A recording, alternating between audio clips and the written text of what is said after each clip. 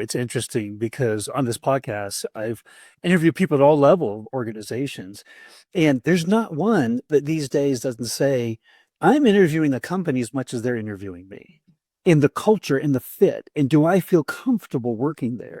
And that was one of the very first things that attracted you to Eastridge. What that all tells me is how important the culture is inside an organization and how it attracts and then retains. So tell me a little bit about how you parlay that into how you work with your clients and understanding their culture and assessing candidates based on fit for that culture.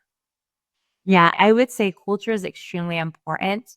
Certainly looking for what the customer is solving for, but then how do we identify the person with the right skill sets? And then also the aptitude or the ability to match the culture that they have, the environment. One of the ways in which we've done that very successfully is leveraging our GATE program, the gateway to attaining technical experience. And what this does is this allows us to open up the candidate pool and truly find candidates that maybe have not had exposure experience in those particular industries.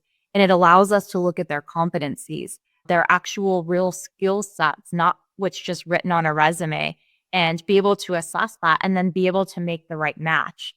Also, I think it's really important to consider our recruiters or our recruitment partners.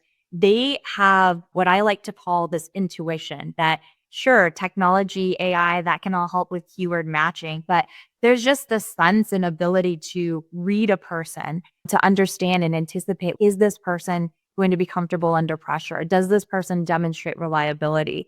And so I think really deeply leaning into that, what I have always called is like that recruiter intuition to make the right match. You don't want to put an individual that is maybe very detail oriented, quality focused into a very fast paced environment and vice versa. So I think it's very, very important and critical that we not only just look at skill sets or the keywords of a position, but really truly aligning what is this business goals and then what are the attributes that they need in a candidate that would succeed in their organization.